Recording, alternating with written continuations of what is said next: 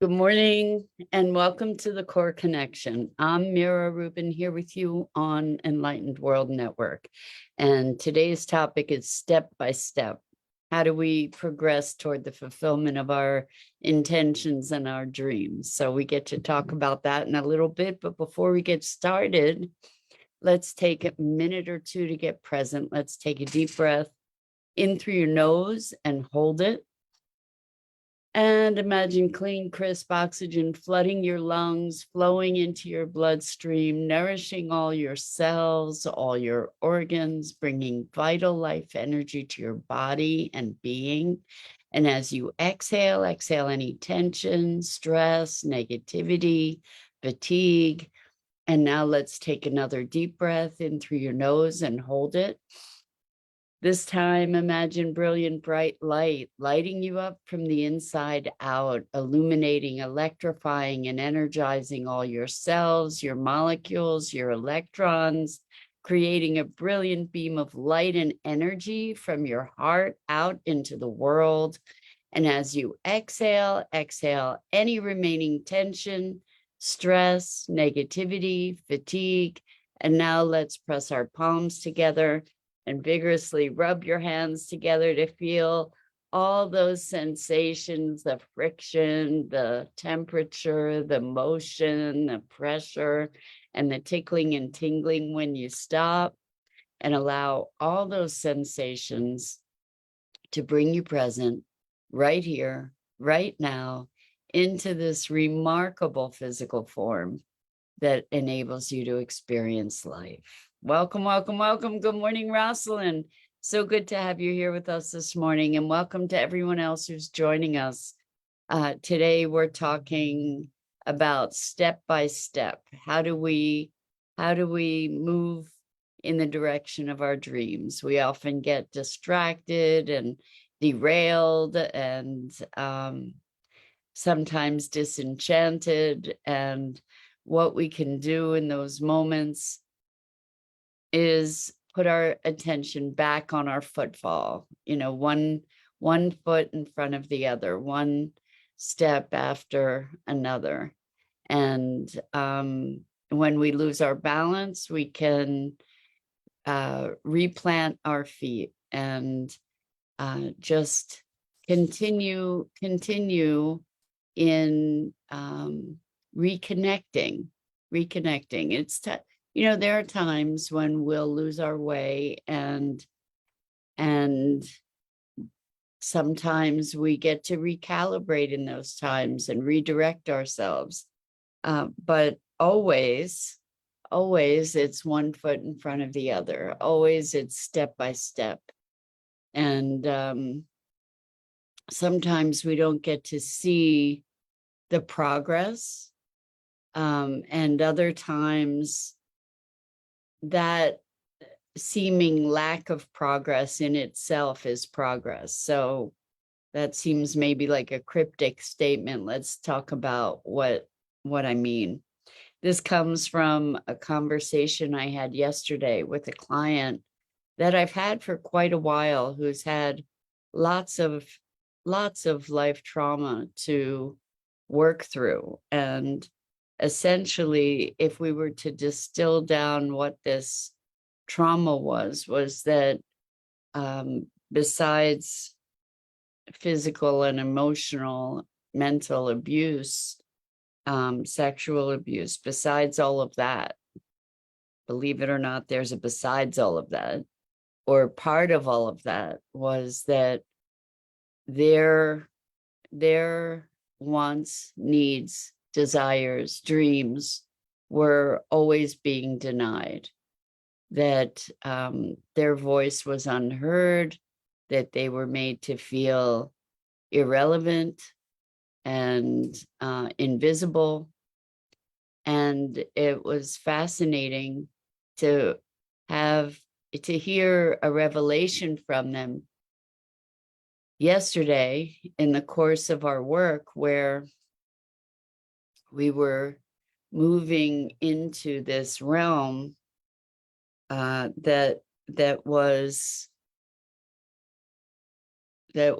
very protected. And Had we been using a different modality, for instance, had it been hypnosis or maybe even NLP as a practitioner, or some other modality, even as a practitioner of those arts, there's an agenda typically of the practitioner. The agenda is to have a breakthrough, or to see a certain outcome. And in the core connection work that I do, the intention is to be guided by the wisdom of the client's higher intelligence. And this client was saying, nope, that's it. Like this, we're not going any further than this today. And what I mentioned in our conversation was that had it been a hypnosis session, as a practitioner, I probably would have pushed for an outcome. And because this work is very much about client guidance and direction, we didn't. And the client said, I think it's because there were agendas run by other people in previous work that I've done that I haven't been able to achieve the results. Because it was more of the same. It was more of the disregard for me and my wants and my needs and my desires that was at the core of the issues. And a modality that epitomizes the abusive behavior isn't one that is going to resonate. So I thought this was a brilliant insight on their part to say, oh wow, like maybe the reason that this work is working is because it is respectful of my own pace and my own timing, and that's where the trust is evolving. That's where the sense of self is getting stronger. And welcome, Jenny. Oh my gosh. Jenny says, I got horrible sick and spent 4 days in ICU and 2 in recovery. Wow. I'm wondering, Jenny, are you home? I want to welcome you back. We've been sending love and prayers your way. I hope that you're doing much better. So this is another great example of step by step. When there are times of our lives that are super challenging and difficult, and we don't necessarily see an end in sight, what do? We keep putting our one foot in front of the other. Interesting that we're talking about step by step and 1 foot in front of the other. Jenny says, had 2 surgeries on the leg. Yes, back. Yes, thanks. Well, we're so happy to know that you're on the road to recovery, Jenny. And hopefully this will set you up for greater health going forward. That would be a lovely thing. So with this whole notion of step by step, sometimes we can't even manage beyond the next step. Sometimes it takes everything we have to take the next step. Sometimes we have to muster all our will to just take that next step. And that happens in all degrees. It can happen from physical pain or exhaustion. It can happen from emotional devastation. It can happen from circumstantial challenges. So we get to continue to put one foot in front of the other, step by step. Jenny says, one lonely week, not even a call from my family. That was my reality check. Well, I caution you, Jenny, that we are meaning making machines, and not to say that we don't want to pay attention to the messages that are being loudly broadcast, and we get to make meanings that work for us too. So Jenny says, I am my own hero. I love that. I love that. Good for you, Jenny. That's what to come away with. That's beautiful, is that you can get through this. And if other people are part of it, great. And if not, you can do it.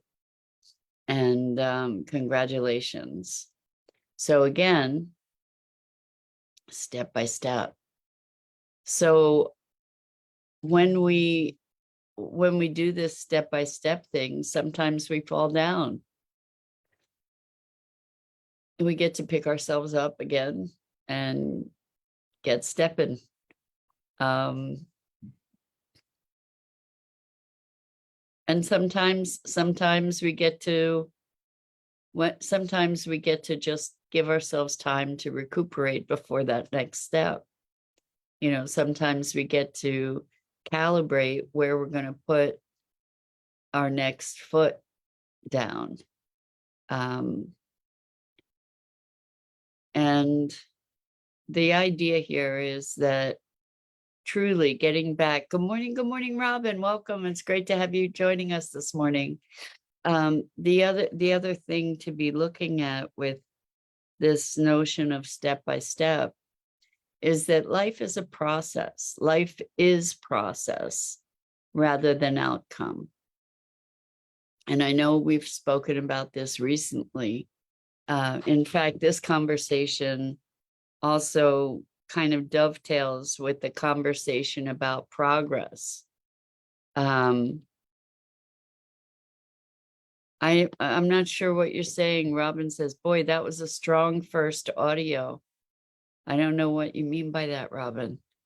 Anyway, we've been talking about progress and how we measure progress, and the context through which we evaluate it, and the judgments that might be attendant to it. And when we're talking about step by step, it is the steps that matter. You know, we probably, I know I grew up with the saying, the ends justifies the means, or the ends doesn't justify the means. But I think what we're talking about is that it's the process of life that counts. You know, it's the process of growth and evolution. It's the process of our emergence, because hopefully we're not done till we die, right? For me anyway, in my context, once I stop learning, I start dying. That there's so much to experience and to drink in this gift of life that we are in. So Rosalind says, moving toward intentions requires a roadmap first, or not required? Was your client aware of the outcome desired? How to work towards something even though you can't put your finger on it, only feeling that like something is missing.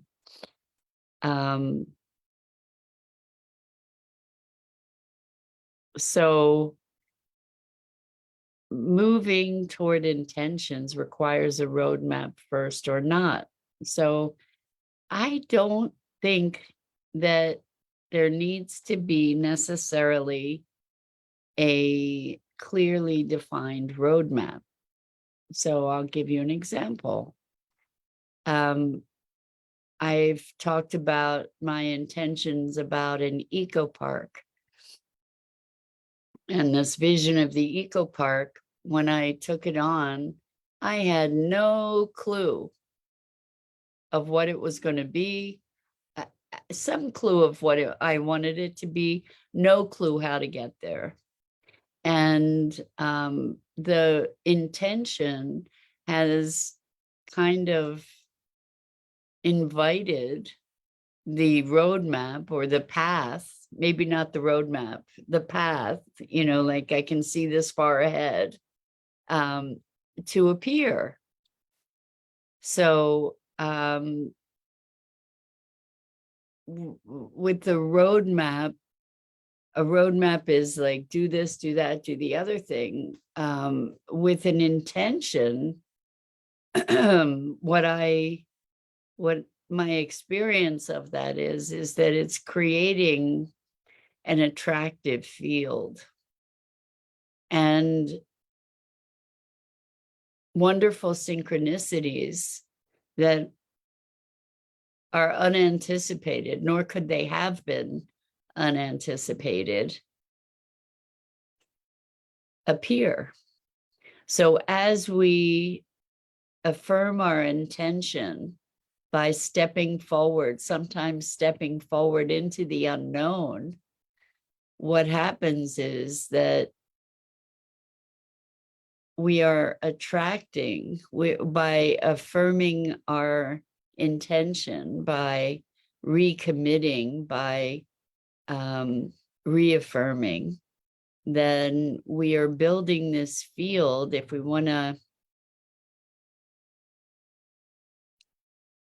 think about it that way, we're building this field of attraction that then presents things that allow us to see the next step or a few steps. And sometimes we don't ever see the whole roadmap. When we're designing a roadmap, that can be a guideline, but if we're trying to rigorously adhere to the roadmap, we often miss a lot of the signposts that the universe presents to us as a gift that can take us in new and even more fruitful direction, right? So Robin says, when I click on the comment, repeating your steps, gonna need to rewatch. Well, that would be great. Why not? Jenny says, the process is your own beliefs. The rest is cottage cheese. So it's interesting, how our beliefs shape our experience. And when often these beliefs are operating at a other than conscious level, oftentimes we have these beliefs that are driving our decisions and our behaviors, and we're not even conscious that they are, and that they're present, let alone that they're the presiding influence. And so when we allow ourselves the opportunity to slow down and look and listen and be receptive to what those beliefs, what the underlying currents are, the traumas, the beliefs, the experiences that are driving us, when we take the opportunity to recognize those things, then there's, through just the fact of the awareness of that, there's an opportunity potentially for new choices, new behaviors, new steps. And so Jenny says, attracting frequencies and intentions. And Rosalind says, so intention is an opening to the possibility. Exactly, Rosalind. So this is why I prefer intention over goals, because goals are time-bound expectations. They're kind of black and white. You make the goal, you make it, or you don't. Whereas an intention is, at least in my experience of it, and this is this is my language world. It's not necessarily truth or the way it is, but it might be worthy of your consideration. Try it on, see how it fits. The intention is a broader field. It's not saying this is how it has to happen. It's saying, here's an intention, a field that I'm moving in. Here's a context, a direction. And so it's bigger because it encompasses all of me somehow. And being bigger, it allows for more potential. So Jenny says, not yet in awareness of consciousness. Yes, intention's not yet in awareness of consciousness. So, there's so much operating in our lives that is not within our conscious awareness. Our conscious awareness, we could perceive it as the tip of an iceberg, and there's so much going on underneath, so to speak. There's so much more awareness, so much more communication and perception and responses that are happening on an other than conscious level. I'll give you an example in a minute. So Robin says, intentions, goals, manifestation, different roads. I think so. Like I said, I in my lexicon, this is just my language. Goals are time-bounded expectations. They're built on expectation. They have inherent with them success and failure. And because it's kind of black and white, you either make the goal or you don't. And once you've made a goal, then what? That's kind of an end point, right? Whereas an intention is bigger than that. An intention is context. Manifestation is maybe feedback, which is kind of awesome, to say, oh, okay, look, or milestones, like things that are indicators of alignment or misalignment.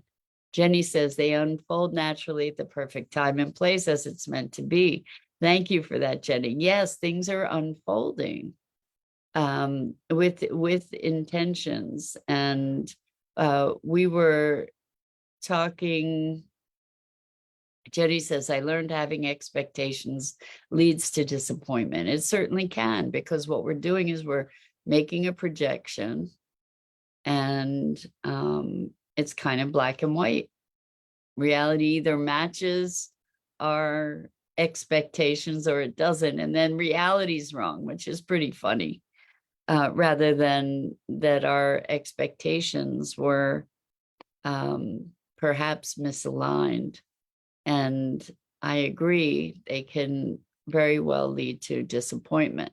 Whereas with intentions, we can continue to recalibrate. And it's sort of the long game, so to speak, is the intentions. Robin says, your words you share give me so much food for thought. Great topic. Robin, thank you. I'm so glad to hear that. That's awesome. And Jenny says, yes, not fair to the other person when we have expectations, 100%. So I just want to, I just remembered this scenario from yesterday, and it was awesome. And just sort of talks to the depth of awareness that's going on in the other than conscious realm. So in the core connection work, it's kind of free association. And I ask people, well, what's the first thing to come to mind? And in working with this one person, they were working on something that really had a lot of shame attendant to it, and a behavior pattern that they didn't like and felt subject to, and all these sticky, not nice emotions around it. So And at one point they said, I feel like this old brown horse being led around in a corral, and there's manure everywhere, and it's stinky and smelly, and I'm stepping in it and it's sticking to me and it's awful. And I'm being led around by a ring in my nose. And as we progressed through the session, the corral became just a clean dirt corral.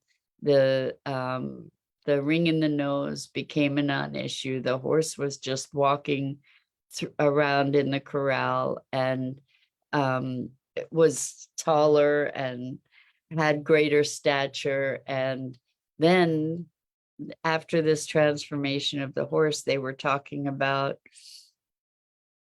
moments when they might regress, and they were talking about falling off the horse, and that they might fall off the horse. And so their other than conscious had presented this metaphor that just worked so richly for them on so many different levels. And they were so amused and delighted by this analogy of the horse. Gia, so glad to have you come, whether you're late or not. It's great to have you here with us. Welcome.